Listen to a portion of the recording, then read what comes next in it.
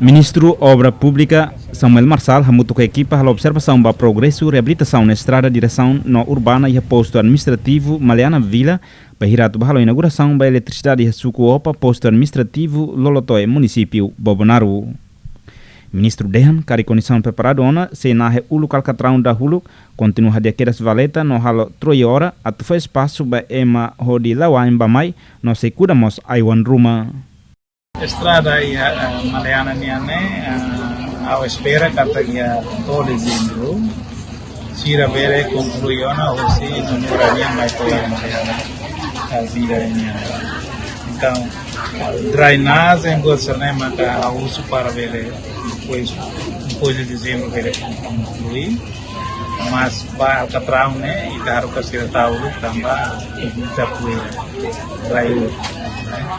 mesmo que a uso basira se condição preparada ou não então tal já Alcatrão outro dia nível de primeiro né depois mas está tal dia lá será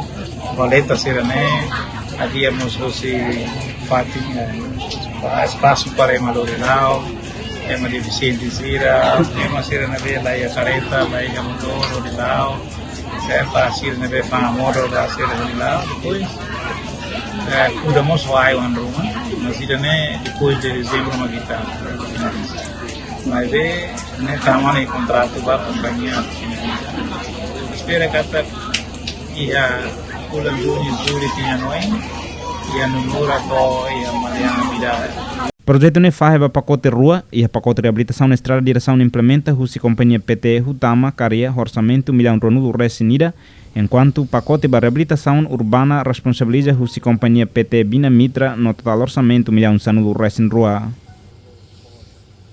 Acompanhe notícia atual no credível. Catalua like, subscribe, no share, website www.tatoli.tl, página Facebook Antil, no YouTube Tatoli IP.